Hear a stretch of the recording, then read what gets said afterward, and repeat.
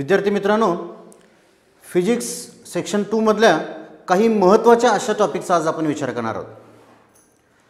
Section 2 मध्ये जो electricity आणि मॅग्नेटिझमच्या संदर्भातला पार्ट आहे तो बऱ्याच विद्यार्थ्यांना थोडासा अवघड जातो. पण खरं म्हणजे तशी अवघड जाण्याची किंवा काळजी करण्याची काही गरज नाही. काही आवश्यक असणारे फॉर्म्युलेज आणि थोडंसं रिव्हिजन याकडे थोडंसं आपण लक्ष दिलं तर हा सेक्शनसुद्धा आपल्या सर्वांना सोपा जातो. या सेक्शनमध्ये जे अनेक टॉपिक आहेत त्यामधला महत्त्वाचा असा टॉपिक जो आहे तो म्हणजे हा इलेक्ट्रोस्टॅटिक्स.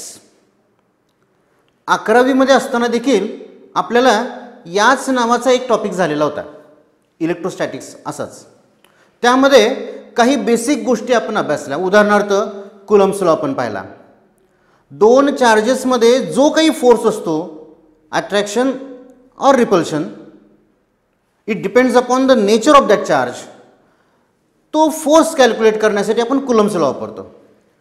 त्या कुलम्ब्स लॉच्या बरोबरीनंच आपण जे अनेक म्हणजे इलेक्ट्रिक इंटेन्सिटी म्हणजे काय, electric field intensity, electric potential म्हणजे काय, त्यामध्ये नेमकं काय रिलेशन असतं, असे काही बरेचसे भाग बेसिक भाग आहेत ते आपण 11वीमध्ये अभ्यासले. आणि त्यानंतर 12वीमध्ये जे इलेक्ट्रोस्टॅटिक झाला, अर्थात जरी 11वी आणि 12वी असे इलेक्ट्रोस्टॅटिकचे दोन पार्ट असले तरी आपल्याला CETच्या दृष्टिकोनातून ह्या दोन्हींचा एकत्रित इथं अभ्यास करायचा आहे.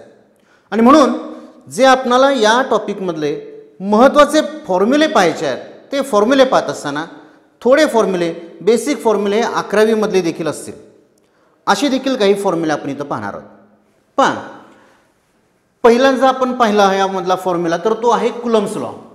The force of attraction or repulsion between any two charges is given by F is equal to 1 upon 4 pi epsilon 0 Q1 Q2 upon R square, where this epsilon 0 is the permittivity of free space, Q1 and Q2 are the magnitudes of the first and second charge, and R is the distance between two charges.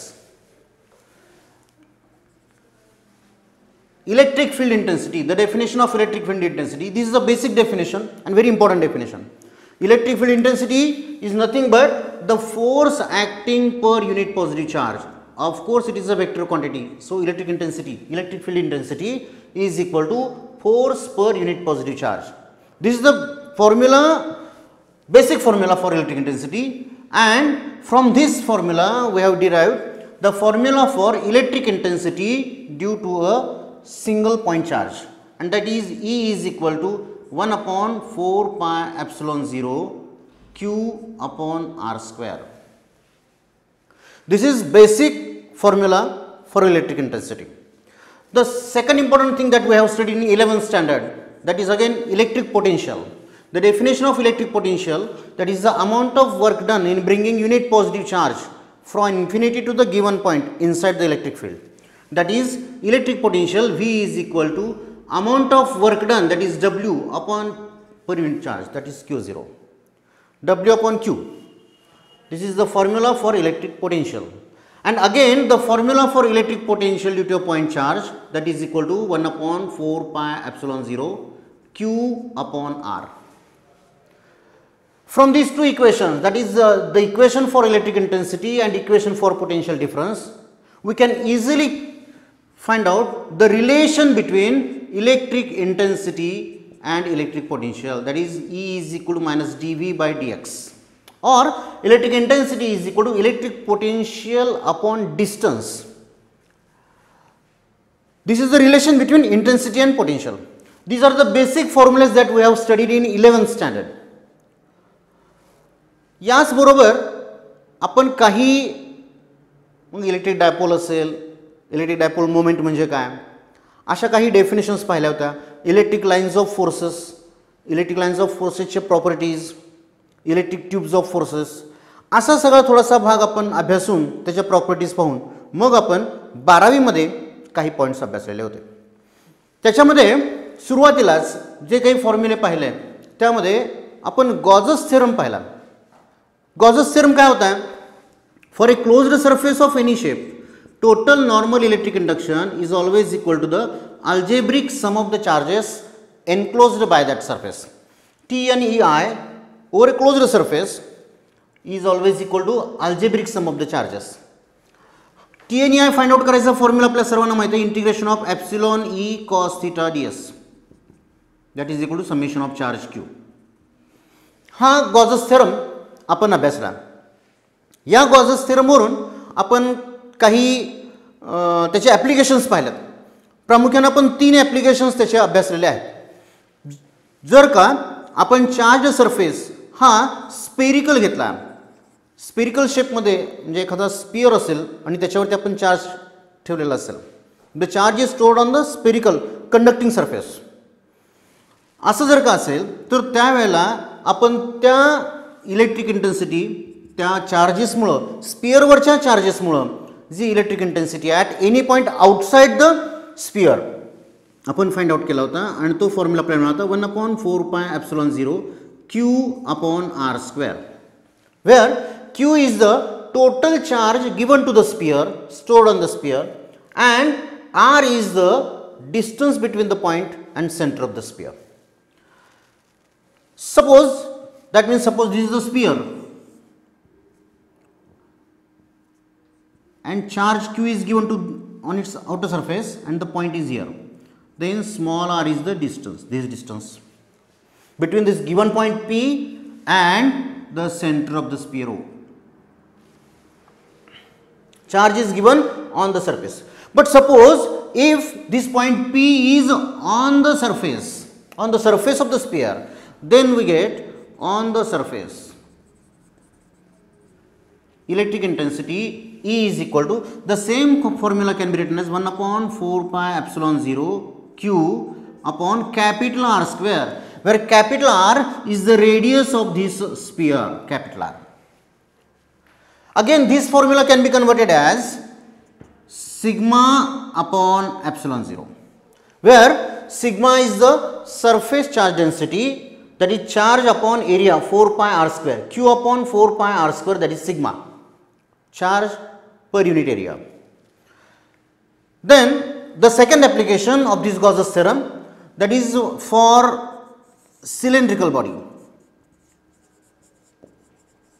or if the conductor is in the form of a cylindrical wire, infinitely long cylindrical wire, then the electric intensity outside the conducting wire is given by E is equal to 1/2πε0 lambda upon r,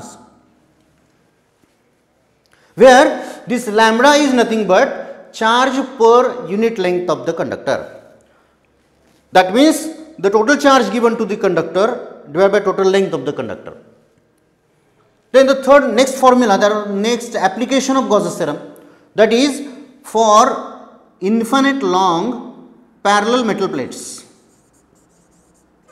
For metal plate, electric intensity E is equal to sigma upon 2ε0. These three Gauss's theorem's applications, that is Gauss's theorem is applied for spherical surface, Gauss's theorem applied for cylindrical surface, and Gauss's theorem applied for parallel metal plate, very thin metal plate. And by using Gauss's theorem, we have calculated the electric intensity in all these three cases. These are basic formulas. Along with these formulas, there are some more formulas which are, I am writing here. The next formula is for mechanical force. The mechanical force acting on a conductor is, that is mechanical force per unit area. Small f is equal to capital F is the mechanical force upon area is represented as ds. Therefore, small f, that means mechanical force per unit area, is equal to 1/2ε0 Ke², where E is the electric field intensity. Therefore, this mechanical force per unit area is always, all these terms are constant, 1/2ε0 and K. Therefore, this mechanical force per unit area is directly proportional to the square of electric field intensity. Again, energy density of the medium, the same formula, energy we can write for energy density, that is energy density that is equal to nothing but this force upon volume, energy upon volume, that is energy density, energy upon volume, and the formula is again here it is the same formula for this energy density, that is 1/2 epsilon 0 k E square. Then we come across the another part of this topic, that is capacitors. What is meant by capacity and what is meant by capacitor? Capacity of any conductor, capacity is the ability to store the charge, and that can be given by the formula C is equal to Q upon V. Whenever any charge is given to the conductor, then the ratio of that charge, value of the charge and its potential always remains constant, and this constant ratio is called as the capacity. C is equal to Q upon V. The unit of this capacity is coulomb per unit volt, Q upon V, but it is also called as a farad. Therefore, C is equal to Q by V, it is the basic formula for capacity. Then we come across the parallel plate capacity. There are different types of capacitors: parallel plate capacitor, spherical capacitor and cylindrical capacitor, out of which we have studied the parallel plate condenser. For parallel plate capacitors, the capacity of parallel plate condenser is equal to A epsilon 0 k upon D. From this formula we can conclude that this capacity of a parallel plate condensers is depends upon three things. The first one is the area. Capacity is directly proportional to area.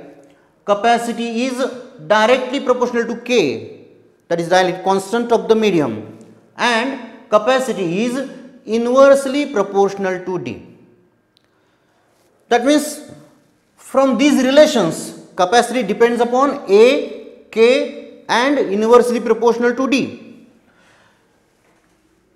Then we come across the energy stored in the capacitors. The amount of energy dissipated, that is given by E is equal to energy stored, E is equal to 1/2 C V square, where E is the energy, C is the capacity of the condenser and V is the potential difference. Again we know C is nothing but Q upon V. Using that formula here we can write 1/2 Q into V, or the next formula or third form of this equation, that is 1/2 Q square upon C. All these three formulas represent the same value, that is the energy stored in the condenser.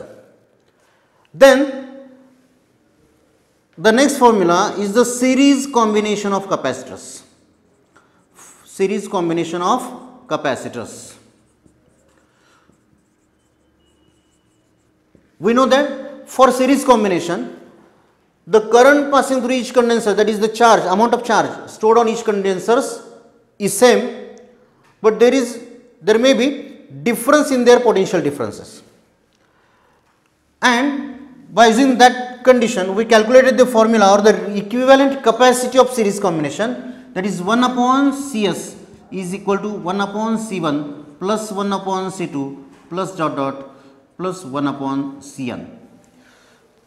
That means the reciprocal of equivalent capacity for series combination is equal to the sum of reciprocals of individual capacities.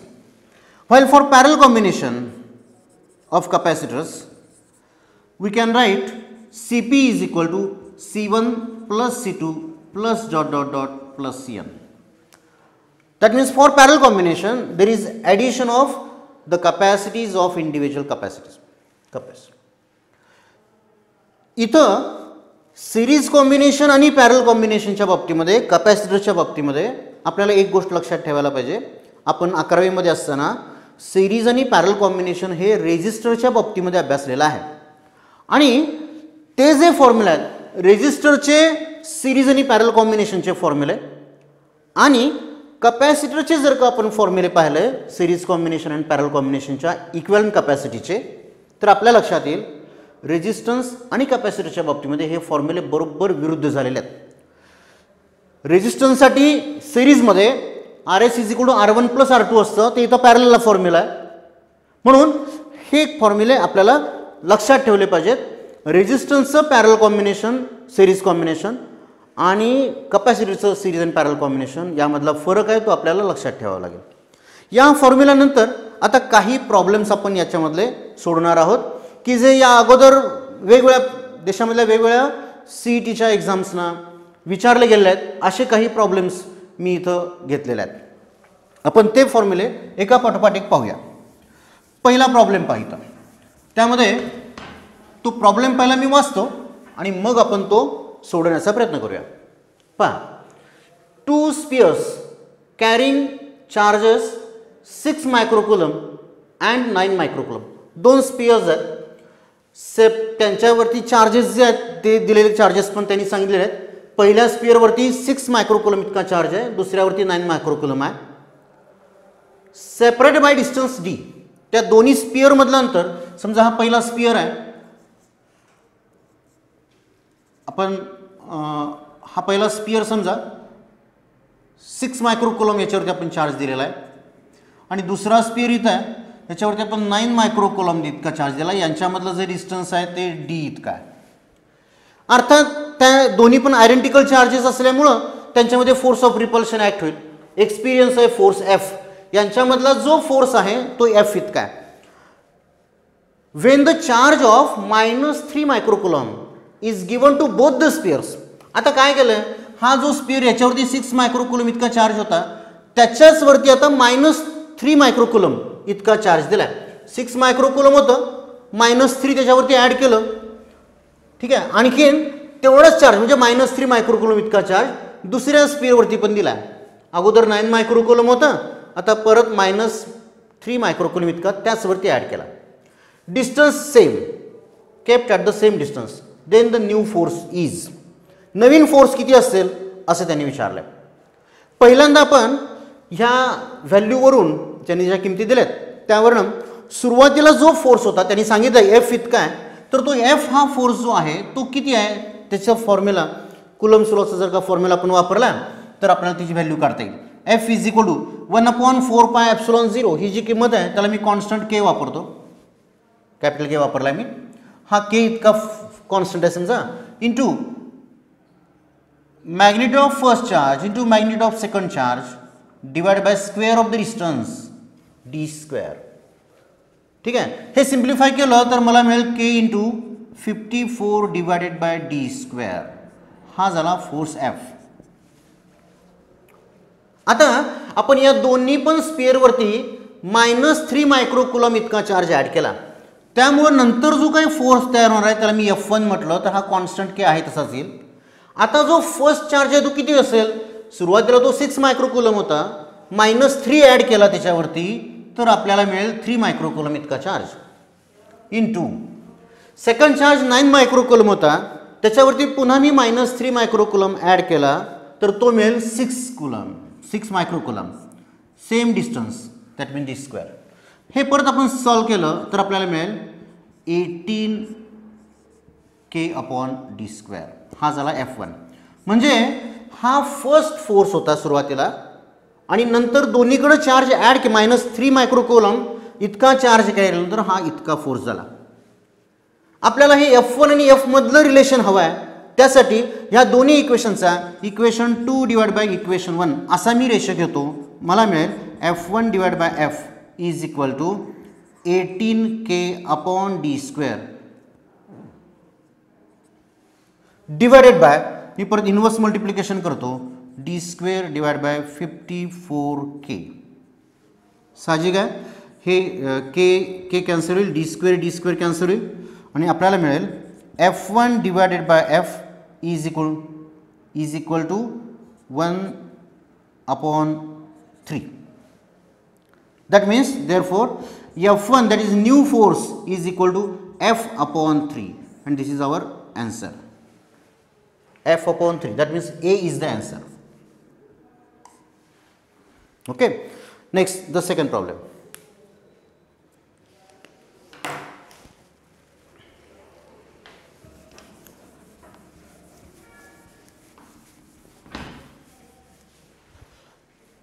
Okay. 3 identical charges, 2 microcoulomb each. 3 charges आहेत, तिन्ही पण charges identical आहेत, एकसारखे आहेत आणि प्रत्येकाची किंमत 2 मायक्रोकोलम इतकी आहे. या डायग्राममध्ये दाखवलेलं आहे. They each lie at the vertices of a right angle triangle.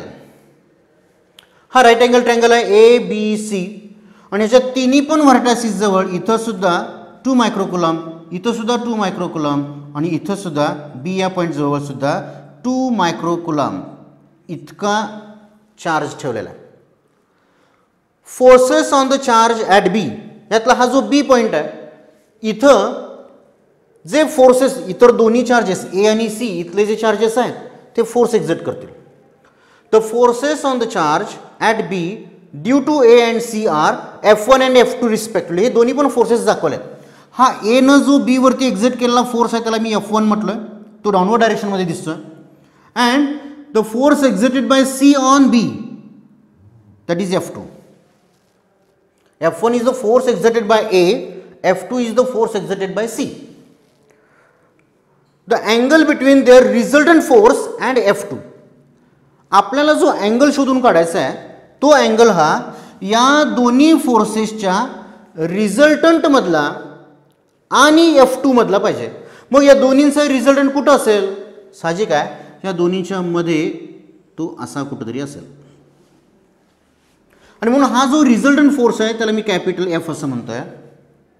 हा resultant force between F1 and F2 आहे. याच्यामधला आणि हा जो F2 आहे इथला अँगल आपल्याला फाइंड आउट करायचा आहे. मग हा अँगल कसा फाइंड आउट करता येईल? हा जर का आपण ही डायग्राम जर का आपण स्टडी केली किंवा पाहिली तर लक्षात येईल की इथं ह्या डायग्राममध्ये जर का आपण टॅन ऑफ थिटा जर का कॅल्क्युलेट केला तर तो टॅन ऑफ थिटा काय मिळेल? Tan theta is nothing but the opposite side upon adjacent side. हा जो अपोजिट साइड आहे तो F1 इतका असणार आहे. F1 डिवाइड बाय F2 असा आपल्याला फॉर्म्युला मिळेल. F1 divide by F2. Tan of theta is equal to F1 divided by F2. मग हा F1 आणि F2 कसा कॅल्क्युलेट करायचा? तो ह्या दिलेल्या व्हॅल्यूजवरून. म्हणून हा फॉर्म्युला जर का आपल्याला सॉल्व्ह करायचा असेल तर F1 आणि F2च्या किमती काढल्या पाहिजेत. म्हणून मी F1 कॅल्क्युलेट करतो. F1 इज इक्वल टू, आता पहा F1 कसा कॅल्क्युलेट करायचा आहे तर हा पहिला चार्ज A जो आहे A आणि B मधला फोर्स आहे. म्हणून तो फोर्स कसा मिळणार आपल्याला? कॉन्स्टंट K घेतला मी 1/4πε0 च्या ऐवजी आणि इनटू F1 F2 दोन्ही पण 2 मायक्रोकुलम आहेत म्हणजे त्याचं होईल 4 मायक्रोकुलम 4 इन अपॉन R स्क्वेअर. तर या दोन्हीमध्ये डिस्टन्स आहे 3, त्याचा स्क्वेअर म्हणजे 9 मिळेल. 4/9K हा पहिला फोर्स F1 मिळेल. F2 त्याच पद्धतीने कॅल्क्युलेट करता येईल पण आता चार्ज फोर्सेस घेत असताना हा F2 काढत असताना C आणि B यांच्यातला फोर्स काढायचा आहे. परत आपल्याला लक्षात दिली तर कॉन्स्टंट केस आहे, दोन्ही पण चार्जेस आयडेंटिकल असल्यामुळं परत 4 उत्तर मिळेल आणि divided by square of the distance that is 16. आता F1 F2 आपल्याला व्हॅल्यू मिळाल्या. या जर का आपण टॅन थिटामध्ये वापरल्या, tan of theta is equal to F1 that means 4K/9 divided by 4K/16. किंवा आपल्याला असं उत्तर काढता येईल टॅन ऑफ थिटा हे सिम्प्लिफाय जर का केलं तर आपल्याला 16 डिवायडेड बाय 9 मिळेल. And therefore theta is equal to tan inverse of 16 divided by 9. आता हे उत्तर आपल्याला याच्यामध्ये C हे उत्तर दिसतं पहा 16 divided by 9. Theta is equal tan inverse 16/9. ठीक आहे.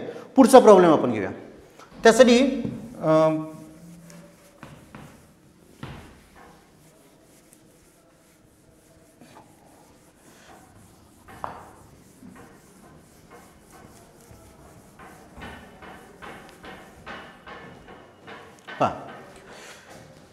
two metal plates are parallel to each other. Their inner surfaces are charged by +4 sigma and -4 sigma respectively. दोन मेटल प्लेट्स आहेत. मी दोन्ही मेटल प्लेट्स दाखवतो इथं. Both are parallel to each other. Their inner surfaces are charged by +4 sigma, याच्यावरती +4 sigma इतका charge आहे. आणि या जो दुसरा आहे याला मी ए म्हणतो, याला बी म्हणतो, तर ह्या बी वरती -4 सिग्मा इतका चार्ज आहे. The electric field in the region between the plates, यांच्यामध्ये या दोन प्लेट्सच्या मध्ये हे जे रिजन आहे, जागा आहे, इथं असणारं आपल्याला इलेक्ट्रिक फील्ड इंटेन्सिटी काढायची आहे. आणखीन अँड आउटसाइड द प्लेट्स, म्हणजे या प्लेटच्या बाहेरच्या बाजूला हा एक पॉईंट असेल आणि प्लेटच्या आतल्या बाजूला हा एक पॉईंट असेल, असे मी दोन पॉईंट घेतले. तर आतल्या बाजूला जो पॉईंट आहे तिथलं देखील इलेक्ट्रिक इंटेन्सिटी काढायची आहे. आणि हा जो बाहेरचा आहे, म्हणजे मी ह्याला पी आणि क्यू असं जर का नाव दिलं, तर electric intensity at point P आणि electric intensity at point Q असे दोन्ही पण इलेक्ट्रिक इंटेन्सिटीज आपल्याला फाइंड आउट करायच्या. आता पहा, जर का आपण ह्या पी पॉईंट विचारात घेतला तर आपल्या लक्षात होईल हा जो पहिला प्लेट आहे त्याच्यावरती चार्ज आहे 4 सिग्मा, +4 सिग्मा इतका चार्ज आहे. तर ती इलेक्ट्रिक इंटेन्सिटी E1 अशा सिम्बॉलनं मला दाखवता येईल आणि ती इथे कॅल्क्युलेट करता येईल आपल्याला. ती जी इलेक्ट्रिक इंटेन्सिटी आहे ती इलेक्ट्रिक इंटेन्सिटी परत आपण जो फॉर्म्युला आहे 1/4πε0 इंटू क्यू आहे 4 सिग्मा अपॉन r². ठीक आहे, हा फॉर्म्युला वापरून सुद्धा काढता येईल. इथं ज्या इलेक्ट्रिक इंटेन्सिटीज आहेत त्या इलेक्ट्रिक इंटेन्सिटीज आपल्या लक्षात असं येतं आहे की पहिली जी इलेक्ट्रिक इंटेन्सिटी असणार आहे E1 ची डायरेक्शन अशी असेल, तर दुसऱ्या इलेक्ट्रिक इंटेन्सिटी डायरेक्शन E2 ची ही अशी असणार आहे, कारण दुसरा प्लेट या बाजूला आहे. म्हणजेच इथं असं आपल्याला लक्षात येईल की ह्या ज्या दोन्ही इलेक्ट्रिक इंटेन्सिटीज आहेत त्या इलेक्ट्रिक इंटेन्सिटीज ह्या एकमेकांना विरुद्ध दिशेनं आहेत.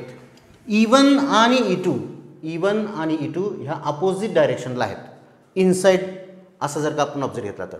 आणि त्यामुळं आपल्याला यांच्या मधला जो इलेक्ट्रिक इंटेन्सिटी आहे E1 कॅल्क्युलेट करत असताना आपण 4 सिग्मा अपॉन 2ε0 हा फॉर्म्युला वापरू शकतो.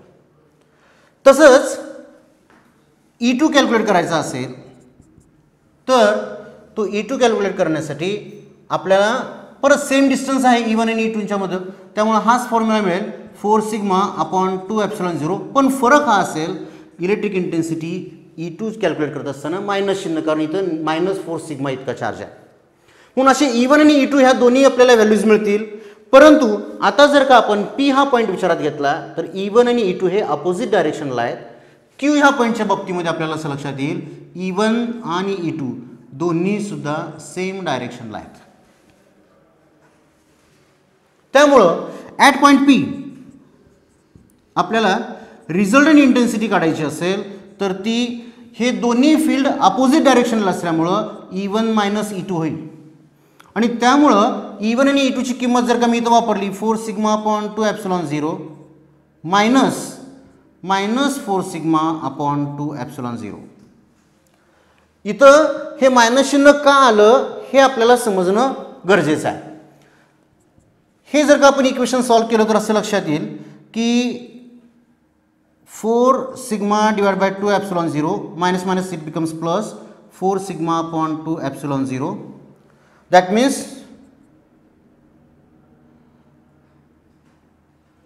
we get 4 sigma upon 2ε0.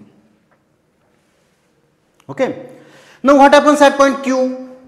Q हा जो पॉइंट आहे त्या पॉइंट जवळ E1 आणि E2 हे दोन्ही सेम डायरेक्शनला असल्यामुळं रिझल्टंट इंटेन्सिटी काढत असताना E is equal to E1 plus E2 होईल.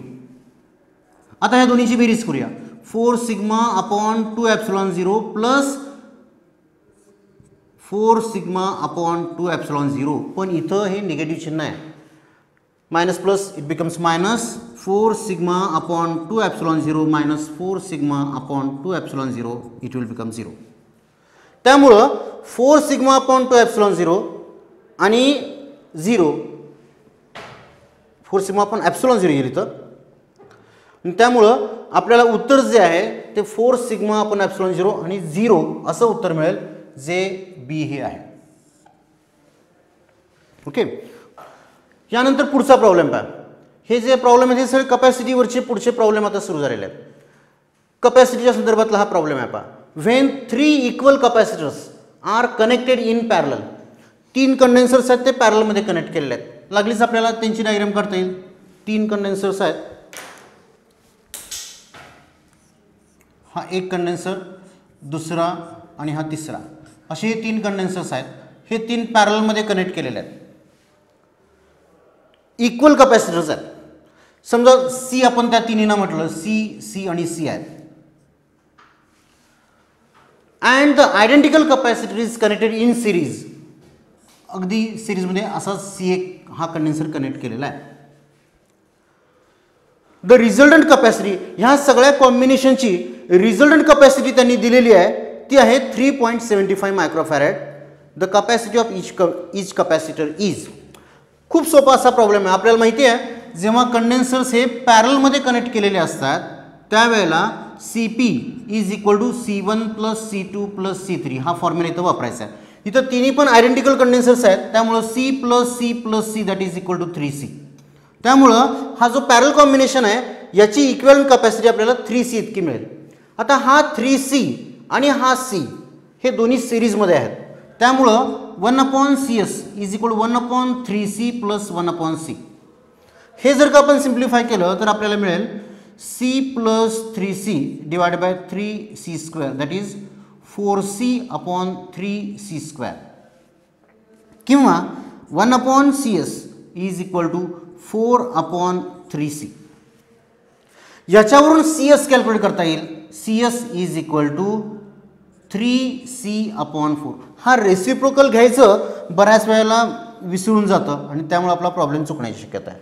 आता हा CS आपल्याला मिळाला, पण त्यांनी असं सांगितलं आहे की the resultant capacity is 3.75 microfarad. आता हा जो 3.7 हा जो रिझल्टंट आहे तोच 3.75 मायक्रोफॅरेड इतका आहे आणि म्हणून 3C/4 हे जे आपल्याला आन्सर आहे ते 3.75 मी इक्वेट करतोय, कम्पेअर करतोय. आता पहा C is equal to 3.75 into 4/3 मिळेल. ठीक आहे. आता आपण हे परत क्रॉस जर का आपण मल्टिप्लिकेशन केलं तर असं लक्षात येईल 1.25 into 4 that is equal to 5 microfarad. म्हणून C is equal to 5 microfarad, A हे करेक्ट आन्सर असेल. ठीक आहे. यानंतरचा प्रॉब्लेम पहा. पुढच्या प्रॉब्लेममध्ये 3 parallel plate capacitors are connected in parallel to each other, has area A/3 and separation between the plates is D, 2D and 3D respectively. इथं सुद्धा 3 parallel plate कंडेन्सर्स आहेत. आपल्याला माहिती आहे capacity of parallel plate condenser C is equal to A/0 K/D. अर्थात air हे medium जेव्हा medium दिलेलं नसतं तेव्हा आपण केची किंमत 1 घेतो, त्यामुळे हे के नाही लिहिलं तरी चालेल. A/0 याच्यामध्ये ए म्हणजे एरिया आहे, ε0 कॉन्स्टंट आहे आणि डी हे सेपरेशन बिटवीन द प्लेट्स आहे. आता जे 3 प्लेट्स आहेत ते तिन्ही प्लेटमध्ये काहीतरी थोडा बदल आहे. काय बदल आहे? Each plate has area A/3. म्हणजे पहिला आपण कंडेन्सर घेतला, पहिला दुसरा तिसरा, तिन्ही कंडेन्सरची जो एरिया आहे तो सारखा आहे A/3 आहे, परंतु त्यांचं जे सेपरेशन बिटवीन द प्लेट्स आहे ते मात्र वेगवेगळं आहे. आणि म्हणून पहिल्यांदा आपण हे तिन्ही पण कंडेन्सर्स त्यांच्या व्हॅल्यूज हा फॉर्म्युला वापरून कॅल्क्युलेट करूया. C1 for first condenser area is A/3, ε0 is the constant upon distance between the plates is D.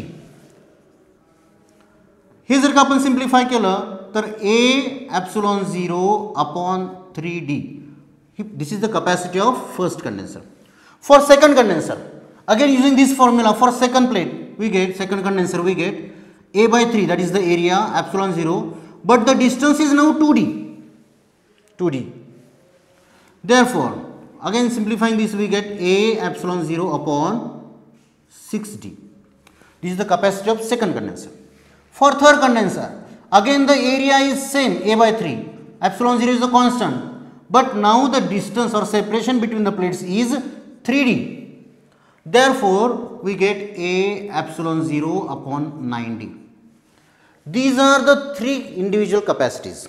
Now these three condensers are connected in parallel. Then we know for parallel combination, that means Cp, we get C1 plus C2 plus C3. Therefore equivalent capacity is equal to, we will substitute these values here, A epsilon 0 upon 3D plus A epsilon 0 upon 6D plus A epsilon 0 upon 9D. A epsilon 0 upon D common, taking this common we get 1 upon 3 plus 1 upon 6 plus 1 upon 9. A epsilon 0 upon D, LCM is 18, therefore here 6 plus 3 plus 2, that is equal to 11 upon 18 A epsilon 0 upon D. 11 upon 18, that means here B is the correct answer. Okay. Now the next problem, again it is related with the capacity. This next problem is asked for JEE Main Exam 2017. Different type of problem. The capacitance of 2 microfarad is required in an electrical circuit across a potential difference of 1 kilovolt. A large number of 1 microfarad capacitors are available which can withstand a potential of not more than 300 volt. The minimum number of capacitors required to achieve this is. पहा काय म्हटलं, हा problem पहिल्यांदा नीट समजून घेणं गरजेचं आहे. या प्रॉब्लेममध्ये जास्त आकडेमोड आपल्याला सापडणार नाही, करावी लागणार नाही, परंतु हा प्रॉब्लेम नीट समजून घेतला तर नक्कीच सहज सुटेल. काय म्हटलंय पहा, एक सर्किट आहे, त्या सर्किटमध्ये कॅपॅसिटन्स आपल्याला 2 मायक्रोफॅरेड इतकाच पाहिजे आणि across a potential difference of 1 kilovolt. एकूण पोटेन्शियल डिफरन्स जो आहे तो 1 किलोवोल्ट इतका आहे आणि आपल्याकडे मात्र जरी 2 मायक्रोफॅरेड इतकं कॅपॅसिटी त्या संपूर्ण सर्किटची असली तरी आपल्याकडं large number of 1 microfarad capacitors are available. 1 microfarad capacity आपल्याला आहेत, अवेलेबल आहेत. आता हे जे कॅपॅसिटर्स आहेत यांचं आणखीन एक 1 मायक्रोफॅरेड जी कॅपॅसिटर्स आहेत त्याची संख्या खूप जास्त आपल्याकडे आहे, पण each can withstand a potential difference of not more than 300 volt. हे वाक्य महत्त्वाचं आहे. यातले जे प्रत्येक कॅपॅसिटर्स आहेत ते जास्तीत जास्त 300 वोल्ट एवढंच पोटेन्शियल डिफरन्स विथस्टँड करू शकतात. म्हणजेच आपल्याला असं लक्षात येईल इथं या संपूर्ण सर्किटमध्ये 1 किलो व्होल्ट आहे, पण एक कॅपॅसिटर हा त्यातला फक्त 300 व्होल्टच विथस्टँड करू शकतो. त्यामुळं समजा आपण काही कॉम्बिनेशन्स जर का बनवले, समजा हे काही कॅपॅसिटरचं हे पहिलं कॉम्बिनेशन असेल, मी कॉम्बिनेशन या पद्धतीने दाखवतोय, हे पहिलं कॉम्बिनेशन असेल. आपल्याला माहिती आहे जर का अनेक कॅपॅसिटर्स आपण पॅरलमध्ये जोडले तर पोटेन्शियल डिफरन्स हा सेम राहतो. एक जरी कॅपॅसिटर यामध्ये जोडला तरी 300 व्होल्टच त्याचं पोटेन्शियल डिफरन्स असेल, 2 जोडले तरी 300 व्होल्टच, त्यामुळे ह्या सगळ्यांचं पोटेन्शियल डिफरन्स हा 300 व्होल्ट असणार आहे. समजा ह्यालाच मी असं दुसरं एक कॉम्बिनेशन जोडलं कॅपॅसिटरचं तर हे सुद्धा 300 व्होल्टच होईल. किती कॅपॅसिटर्स यामध्ये असू देत, टोटल 300 व्होल्टच त्याची कॅपॅसिटी होऊन त्याचे पोटेन्शियल डिफरन्स होणार. असं मी तिसरं, आता हे दोन्ही सिरीजमध्ये जोडले समजा तर 300 + 3 दॅट इज 600 होणार, पण आपल्याला 1 किलो व्होल्ट इतकं करायचं आहे. समजा मी तिसरं कॉम्बिनेशन असं जोडलं तर एकूण इथं 300 व्होल्ट जर का पुन्हा धरलं तर एकूण 900 होणार. ठीक आहे, हे सुद्धा पुरेसे नाही, आपल्याला 1 किलो व्होल्ट करायचं आहे. त्यामुळे आपल्याला पुढं एक चौथं कॉम्बिनेशन जोडावं लागेल. अशा रीतीनं आपल्याला नंबर ऑफ जे कॅपॅसिटर्स आहेत त्यांचे 4 कॉम्बिनेशन्स करावे लागतील, तर आपल्याला जे रिक्वायर्ड कंडिशन आहे 1 किलो व्होल्टची ती सॅटिस्फाय करता येईल. जर का 3च कॉम्बिनेशन केलं तर 900 होणार आहे, पण आपल्याला 1 किलो व्होल्ट पाहिजे, त्यामुळं असे 4 कॉम्बिनेशन्स करावे लागतील. आता याच्यानंतर काय म्हटलंय पहा, द कॅपॅसिटन्स ह्या सगळ्यांचा ह्या 4ही कॉम्बिनेशन जे काय आहे ह्या सगळ्यांचा मिळून टोटल किंवा इक्विव्हॅलेंट कपॅसिटी जी आहे ती आहे 2 मायक्रोफॅरेड.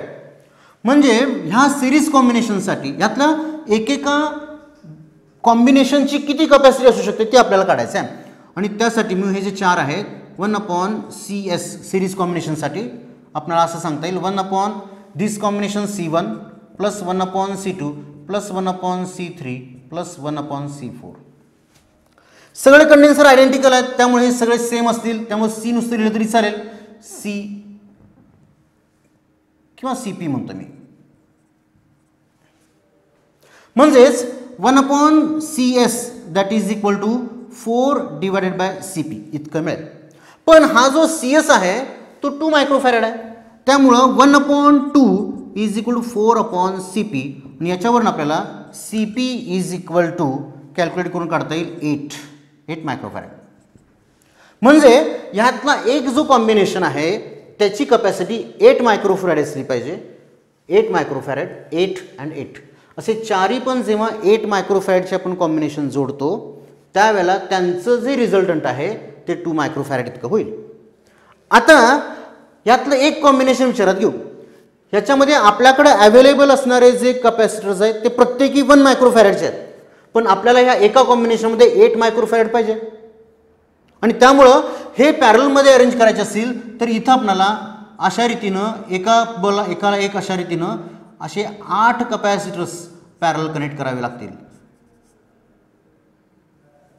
हे 8 कपॅसिटर्स आपण पॅरल कंबाईन केले, त्यांचं कॉम्बिनेशन केलं तर ह्या प्रत्येकी 1 मायक्रोफॅरेडचे आहेत, त्यामुळे 8 कंडेन्सरची इक्विव्हॅलेंट कपॅसिटी 8 मायक्रोफॅरेड होईल. म्हणजे इथं 8, 16, 24 आणि 32 आणि अशा रीतीनं आपल्याला एकूण 32 कपॅसिटर्स लागतील. आणि जे आपल्या उत्तरामध्ये डी हा ऑप्शन आहे 32. अशा रीतीनं आपल्याला हा जरी प्रॉब्लेम कॅल्क्युलेशन जास्त नसलं, बेसिक असलं तरीसुद्धा हे कॉम्बिनेशन कशा रीतीनं घ्यायचं आहेत आणि ह्या ज्या कंडिशन्स दिलेत त्या कंडिशनचा वापर कसा करायचा आहे हे समजलं तर हा प्रॉब्लेम आपल्याला नक्कीच समजेल.